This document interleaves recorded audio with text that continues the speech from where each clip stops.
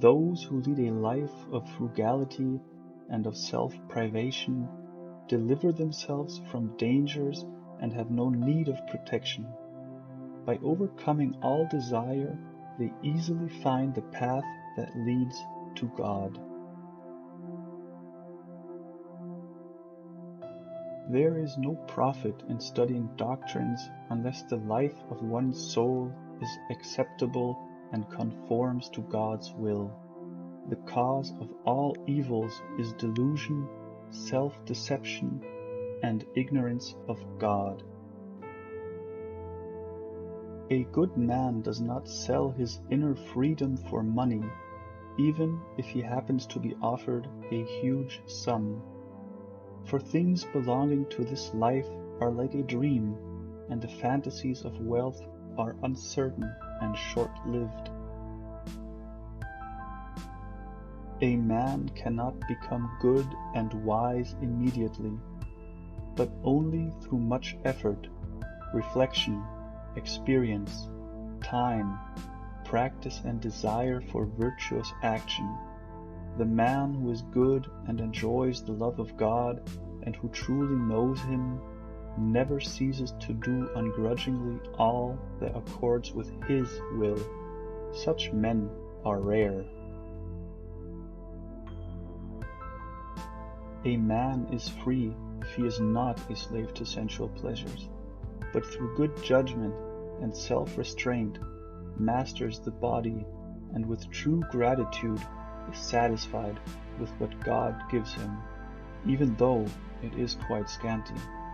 If the soul and the intellect that enjoys the love of God are in harmony, the whole body is peaceful, even against its wishes.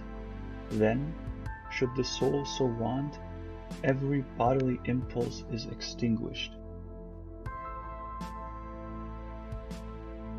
To escape death is impossible. Knowing this, those who are truly intelligent and practiced in virtue and in spiritual thought accept death uncomplainingly, without fear or grief, recognizing that it is inevitable and delivers them from the evils of this life. Just as the body has to be born when it has completed its time in the womb, so the soul has to leave the body when it has completed in the body the time assigned to it by God. The beginning of sin is desire, and this destroys our soul. The beginning of salvation and of heavenly kingdom for the soul is love. Do good to one who wrongs you, and God will be your friend. Never slander your enemy. Practice love, restraint and moderation, patience and self-control, for this is knowledge of God. To follow Him through humility.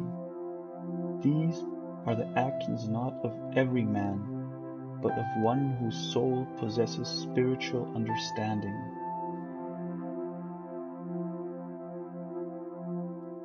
God has filled man with spiritual understanding and knowledge, for He seeks to purify man from his passions and deliberate wickedness, and in His love He desires to transform the mortal into the immortal.